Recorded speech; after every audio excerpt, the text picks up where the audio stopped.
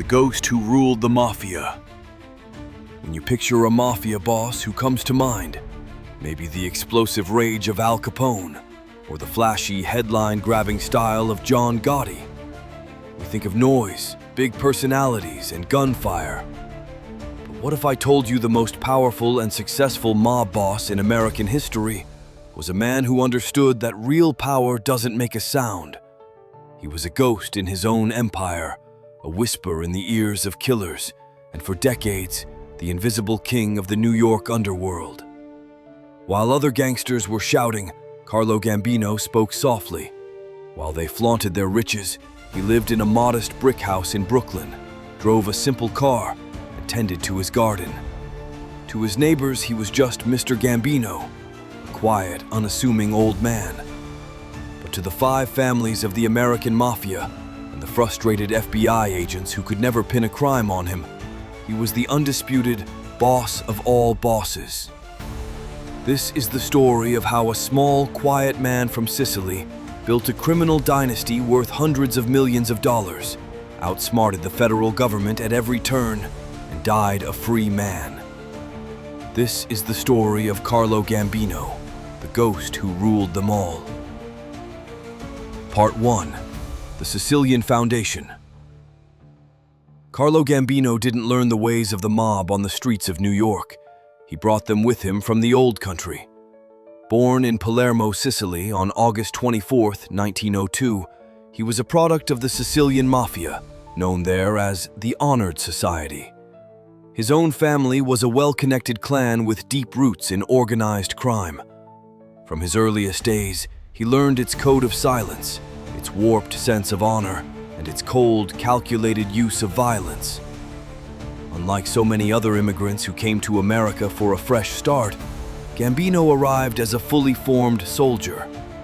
In 1921, at 19 years old, he entered the United States illegally. He wasn't just another poor kid looking for the American dream. He was carrying the credentials of the Sicilian underworld, and he immediately went to work for his cousins, the Castellanos, who were already deep in the criminal factions of New York City.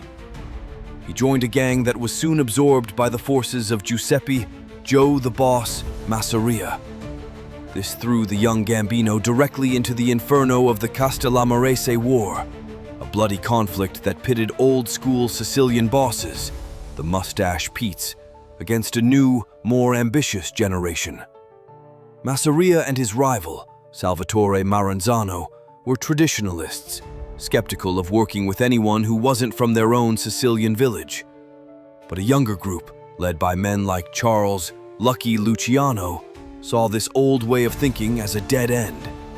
They envisioned a national enterprise, not one confined by old-world grudges. Carlo Gambino, ever quiet and observant, was part of this new wave. He watched as Luciano secretly made a deal to end the war by engineering the assassination of his own boss, Masseria, in April 1931. Just 5 months later, Luciano had the new top boss, Maranzano, eliminated as well. Out of the ashes, Luciano created the modern American mafia, the 5 families of New York, and a national governing body known as the Commission. In this new structure, Carlo Gambino found his place as a soldier in the family headed by Vincent Mangano, an organization that, decades later, would carry his own name. Through it all, Gambino proved his worth not by being the loudest or the toughest, but by being smart, reliable, and always choosing the winning side. He learned a crucial lesson from the bloody fate of the Mustache Petes. Noise gets you killed. Silence lets you survive, and eventually, rule. Part 2. The Art of the Silent Climb. For the next 20 years, Carlo Gambino played the long game. While other mobsters fought for the spotlight, he focused on being a top earner. Under Vincent Mangano, he steadily rose through the ranks. In the 1930s, he got his only significant criminal conviction for running an illegal liquor still and served 22 months in prison. It was the last time he'd ever be locked up for his crimes. After his release, he was made a capo, a captain, leading his own crew.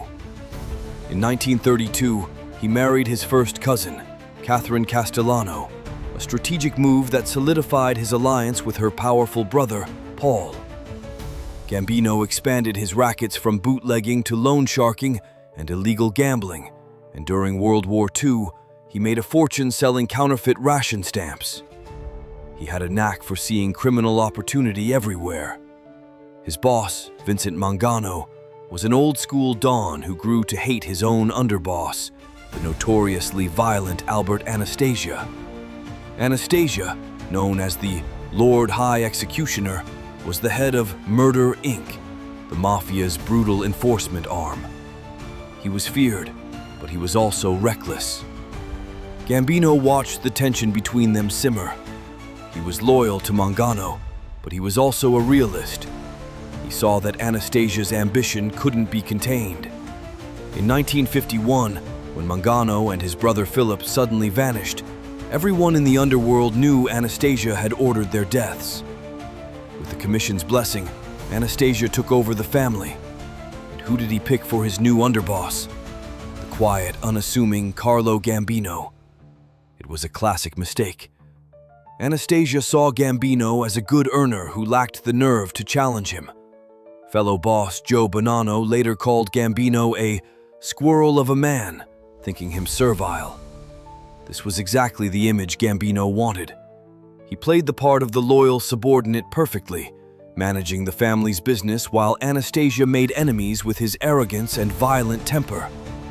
For 6 years, Gambino waited patiently, knowing that a man who ruled by fear would eventually be consumed by it. Part 3. The Ghost's Coup. By 1957, the New York underworld was primed for a hostile takeover. Vito Genovese, the ambitious head of his own family, was making a play for total control, And his main rival on the commission was Albert Anastasia. To get to Anastasia, Genovese needed an inside man. He found the perfect partner in Anastasia's own underboss, Carlo Gambino. What happened next was a masterpiece of quiet conspiracy. On the morning of October 25, 1957, Albert Anastasia sat down for a shave at the Park Sheraton Hotel in Manhattan. As he leaned back, 2 men with scarves over their faces burst in and opened fire. The Lord High Executioner was executed in stunningly brutal fashion. In the underworld, everyone knew Genovese provided the muscle, but Gambino provided the opening. He'd taken out his own boss without firing a shot himself. Gambino swiftly took control of the family, which from then on was known as the Gambino crime family. His consolidation of power was as quiet as his coup. There were no citywide wars. He simply restored order. Just weeks later, his caution paid off. The top brass of the American mafia gathered for a major summit in the small town of Appalachian, New York. When state troopers raided the meeting and arrested dozens of the country's most powerful mobsters, it was a disaster for the mafia. Genovese, who wanted to be boss of all bosses, had just painted a huge target on his back. Gambino, however, managed to slip away, his low profile barely registering. Now, with Genovese exposed, Gambino played his final card. He allegedly conspired with Lucky Luciano and Frank Costello to set a trap, paying a drug dealer to falsely implicate Genovese in a major narcotics deal. In 1959, Vito Genovese was convicted and sent to prison for 15 years, where he eventually died. With his 2 biggest rivals gone, Carlo Gambino quietly became the most powerful mob boss in America. Gambino's rise proves that silence can be deadlier than a machine gun. His strategy made his family the most dominant in the country. If you're fascinated by this story of quiet power, hit that subscribe button and ring the bell so you don't miss our next video. Part 4. The Reign of the Quiet Dawn. From 1957 until his death in 1976, Carlo Gambino reigned as the undisputed king of the American underworld. He ran the mafia like a corporation with 2 simple rules: maximize profits and minimize risk. He shunned the flashy lifestyles and headline-grabbing violence that defined other bosses. For him, it was all about business. Under his leadership, the Gambino family became the largest and most powerful in the nation, with an estimated 500 maid soldiers and over 1,000 associates. He mastered traditional rackets like bookmaking and loan sharking, and dominated lucrative New York industries like construction, trucking, and the garment district. His influence was especially strong on the waterfront and at JFK Airport, where he controlled unions and siphoned millions in cargo. One of his most important rules was a strict ban on narcotics. He instituted a deal and die policy within his family.